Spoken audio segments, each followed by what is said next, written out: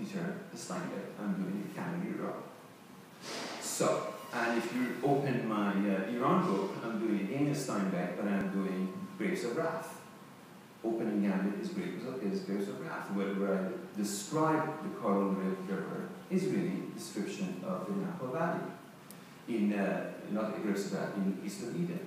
So there are literary tropes in the narrative that those who know literature immediately get it. Now, by literary trope, then I follow it that if you, for example, take the book on Shiism, is divided into 12 chapters, 12 Shiism, then every three chapters is about one issue. The first three chapters are about the doctrinal foundation. The next three chapters shifts narrative gear into historiography.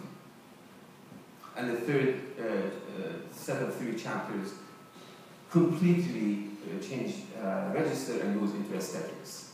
So this, in fact, the narrative disallows, keeps breaking and unbreaking itself, keeps constituting and unconstituting itself within the book. So the critique of the all-knowing subject that we have, which to me doesn't in fact comes from, for Farizi's interest, doesn't come from postmodernism, in fact comes from Adorno. All of my critique of the all-knowing subject is Adorno and Benjamin, etc. Is within the narrative, within the text. That is, you don't have it till there is a fantastic Swedish review of my book who gets this aspect that the narrative itself disallows the all-knowing subject to tell you what Shiism is about. You follow? So and this is something that I learned when I was writing my book on Enor Wazat. That is, it is Enor Wazat who taught me, I mean, many people have read it as sort of post-structuralism, Aulalet, but the thing is that I'm following Enor Wazat step by step. When Enor Wazat tells you, I was writing you a letter yesterday, but then I ran out of paper, you ask yourself, why are you writing this when, if this is not a narrative trick? So, habitually, the old-fashioned Orientalist narrative disregards these things. I don't invent them, I take them seriously, which then preempts the possibility of an all-knowing subject. Now, the question that Afshin asked, by what authority, I think that Ali responded to. Namely, there is no consistency. There is no, in part also answers Farid's point. All I can do if there are newcomers who want to kidnap, for example, a civil rights movement, and they do. It's not just in Iran, they try to kidnap in Tunisia, in Egypt, in all Syria, etc. I intervene. You follow? I give you a specific example. Right the day before Ahmadinejad came here, I gave an interview to Hadi Ghaimi's Campaign for International Human Rights in Iran, and I bamboozled Ahmadinejad. I go to London for a conference and I see a huge billboard of Ahmadinejad down in Times Square, identifying him as silent partner of Al-Qaeda. So I pull back. You follow? Because I know what that project is. Silent. What the hell is silent partner of Al-Qaeda? So if I come, instead of coming and saying, if I were to say he is not a silent partner of Al-Qaeda, I appear to be an apologist, as they call it, so it's not making public. So you have to intervene, you have to withdraw, you have to make judicious interventions, you have to make judicious withdrawal on a daily sort of basis. I wrote something scathingly against Hassan Nasrallah. In the same article, I attacked Netanyahu, calling them both that they are outdated. But Al Jazeera split the piece because it was too long.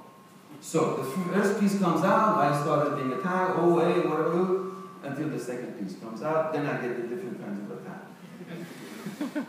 Anti-Semite, whatever. So the thing is that, as Ali mentioned, you cannot theoretically completely sort of come out and articulate it. Theoretical articulation, consistency, etc., posits an all-knowing subject, and what I have said consistently as recently, These sorts of revolutionary unfoldings unfold like a novel, not like an epic. We don't know what's happening in the next page, so it demands an exact for you to be on your 2 feet as we progress. We, those of us who are against war or against sanction or against imperialism, etc., we are consistent. And we are in a moment of epistemic change, epistemic alterity. And it is all natural that we don't have consistency.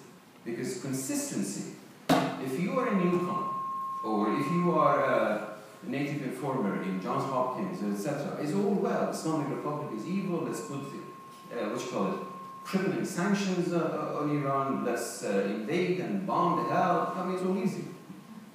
Consistent, you just say. And if you are for Islamic Republic, it's also easy.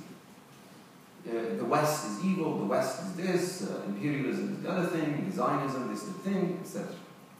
It is when, in these transitional period, that is imperative for you to keep staying the course in order to be able to be consistent with your own position.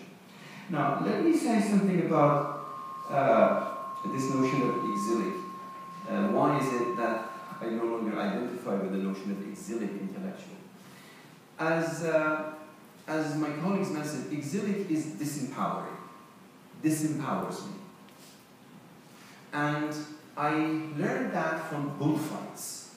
I learned somewhere that in bullfights, if one of the bulls comes into the arena before the other, has a sense of territorial ownership, that he fights better.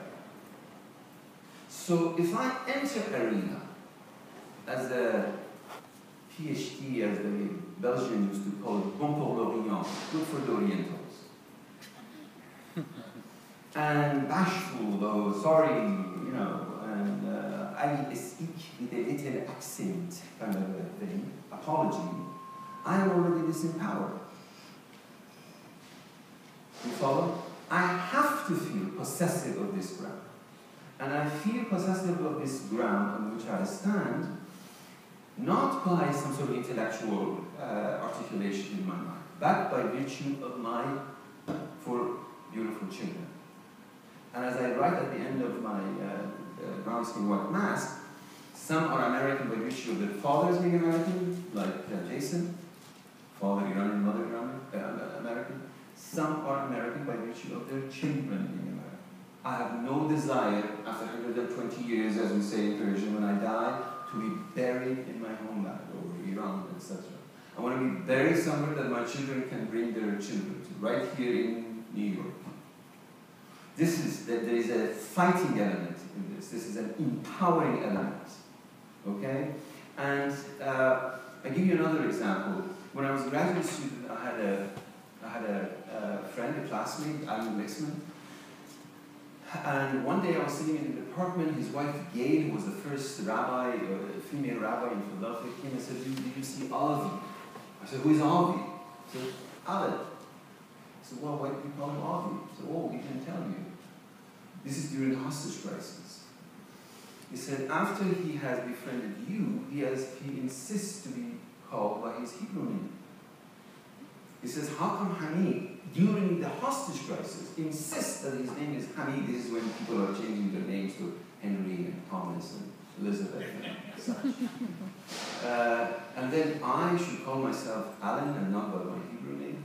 This is the reverse of the whole, and this country, this setting, enables you to do this, especially blessed New York.